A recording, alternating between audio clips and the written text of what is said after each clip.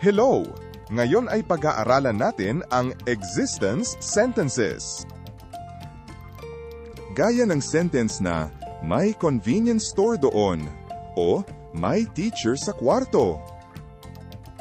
Sa Japanese, may dalawang klase ng there is, there are. Ito ay ang arimasu, imasu. Dalawa? Ano ang pagkakaiba nila? Ang pagkakaiba ay kung ito ba ay gumagalaw o hindi gumagalaw. Arimasu ay ginagamit para sa mga bagay na hindi gumagalaw, tulad ng libro, ballpen, bahay at iba pa. At ang imasu naman ay ginagamit para sa mga may guhay na gumagalaw ng kusa, tulad ng tao, aso, isda at iba pa. Ganun pala.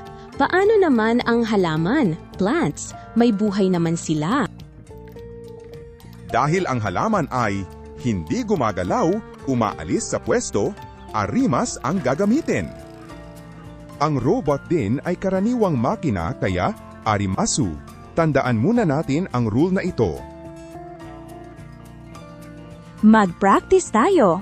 Magbabanggit ako ng salita, kaya gumawa kayo ng sentence na may ga arimasu, ga imasu. Huwag kalimutan ang particle na ga. Question 1. Hon.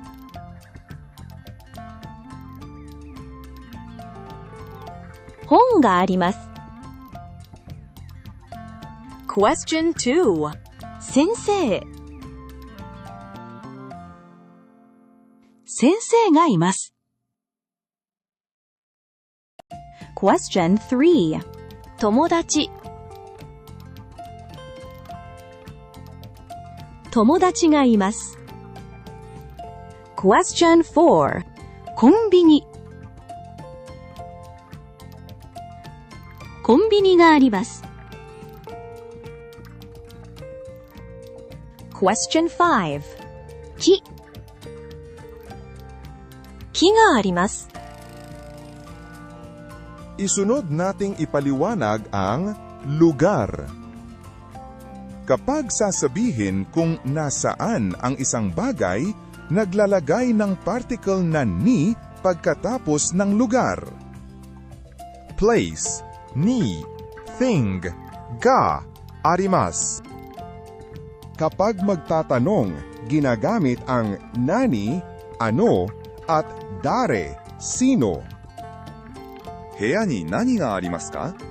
Heya ni dare ga imasu ka? Sensei, paano sasabihin kung walang tao? Nani mo arimasen.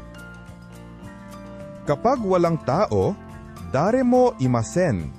Gamitin ang mo at gawing negative form ang dulo. Ngayon, mag-practice tayong gumawa ng sentence na may lugar. Magbabanggit ako ng dalawang salita, kaya gawin ninyong sentence. Example,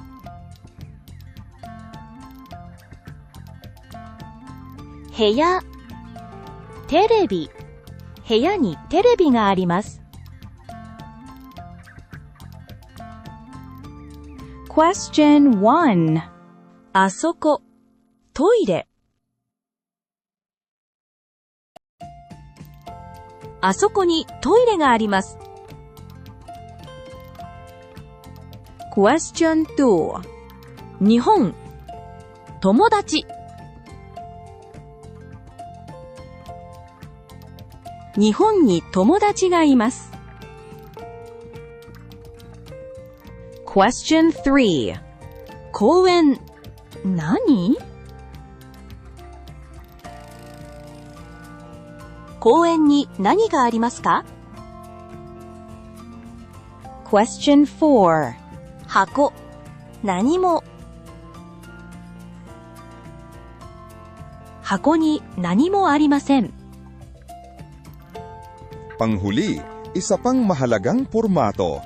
Ito ang paraan ng pagtatanong kapag naghahanap ka ng banyo. Kapag nagtatanong ng lugar, gawing topic, subject ang bagay na hinahanap. トイレはどこにありますか? Convenient yan ah. Ang dokoni ay where? Oo, sa halik na ありますか? Pwede ring simplehan at sabihin, どこですか? Maiintindihan ka na. トイレはどこですか? Kayang-kaya itong tandaan agad. Mag-practice tayong magtanong ng lugar. Sasabihin ko ang bagay na hinahanap. Magtanong kayo gamit ang はどこにありますか? Example, トイレ Answer, トイレはどこにありますか? Question 1. 電話電話はどこにありますか? Question 2. 駅駅はどこにありますか? Question 3. 先生先生はどこにいますか? Gamitin ang いますpara sa may buhay. Ang lesson ngayon ay ang basic ng existence sentences. Imasu para sa may buhay, arimasu para sa bagay. Wag na wag itong pagkakamalian. Opo, na-memorize ko na. Pero sensei, paano kung gusto kong sabihin sa ibabaw ng mesa o sa ilalim ng upuan? Sa susunod na lesson na iyan. Sa susunod, pag-aaralan natin ang detalyadong pwesto gaya ng taas, baba, loob at pagbibilang tulad ng. Hanggang sa muli sa susunod na video.